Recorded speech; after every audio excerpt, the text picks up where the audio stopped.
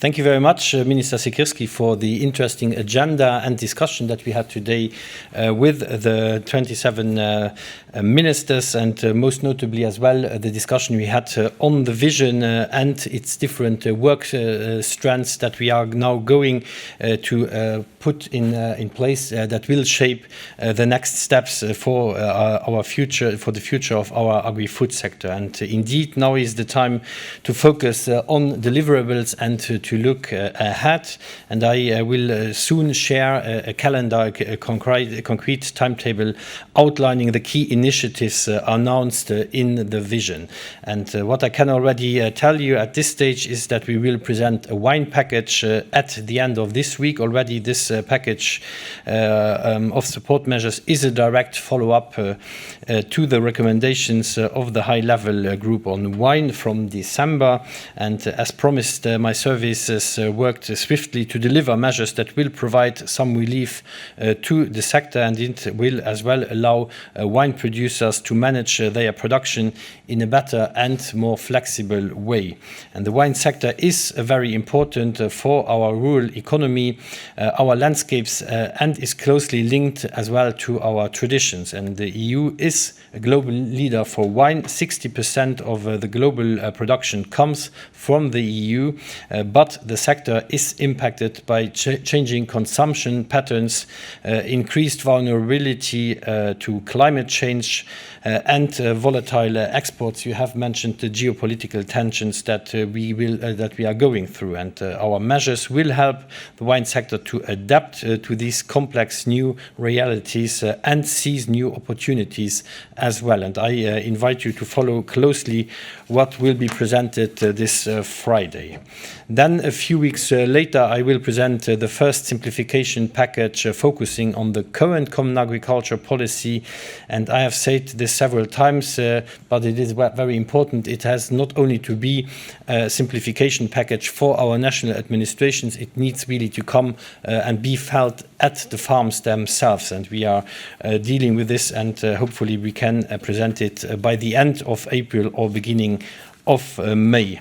And our policies must be pragmatic and adapted to local realities. And I have been now to Austria, Ireland, Germany, France, Spain, the Netherlands, Belgium, and I will be traveling today to Italy. And each and every time I meet with the farmers, they are telling me about the high bureaucracy and the weight of administrative burden on their daily and weekly life agendas and work agendas, and therefore we must as well really be tough on ourselves when it comes to simplification. And we will as well by the end of the year present a more broader simplification package covering as not only agriculture policy but as well others like environment, like health and sanitary requirements that are really a huge burden. And I think there is a lot of flexibilization possible without reducing the necessary ambition. And then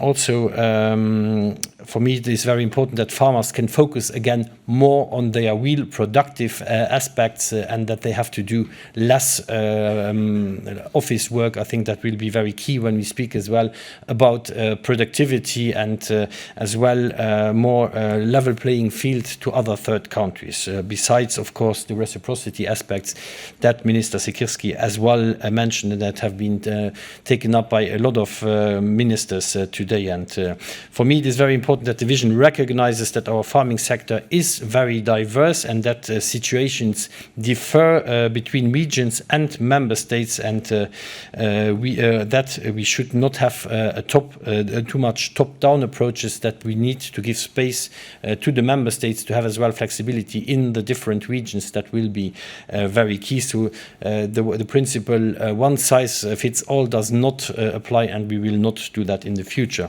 There has been a lot of discussion on the budget, the future budget for agriculture, of course, but I believe the support for a strong and commensurate budget for the common agriculture policy was almost what everybody today said. So I suppose, since the Council is a single body, that this will as well be supported at the next steps of these discussions about the future MFF. And also I would like to thank the minister and the presidency for having a discussion on new income opportunities such as carbon farming, the bioeconomy, and I was very keen to hear the minister's view on how farmers could benefit from these new business models. And earlier this month, I visited with my colleague Jessica Roswell a very innovative dairy farm here at a few kilometers north from Brussels, and they produce renewable energy in surplus from their solar panels, and also they have biogas, and this is making them independent when it comes to energy production, and they even have an additional income. And there I think it is very keen that we have now recently clarified that when energy production is not used on farm, or when there is too much energy on the farm, it can then be sold to the market without restrictions. And this important clarification will allow farmers to benefit more from their energy production as well, have additional income. And this also addresses the AOB item presented in the December Council meeting on the bottlenecks in biogas production at farm level. The vision on agriculture and food identifies also food sovereignty as an integral part of the EU security agenda, and this reflects our commitment to ensuring that farming and food remain strategic sectors and critical assets for Europe. And in that context, it was very interesting to hear the President's report on their conference that took place early in March on the CAB on food security, and it is encouraging that we all agree on this important point. It is not only important for the food production and sovereignty itself, but as well for a broader economic and as well security aspects. Because when you see the farms and what they are producing, it's not only agriculture. We have to consider the entire economy that stands behind the machinery production, etc., etc. The food processors are very important. So I think this is bringing a lot of work and high quality jobs as well to our rural areas, and our rural areas need to be alive and viable as well, because we have a lot of borders. Finland has 1,340 kilometers of common border with Russia, for example. What would be there if there wasn't agriculture and forestry?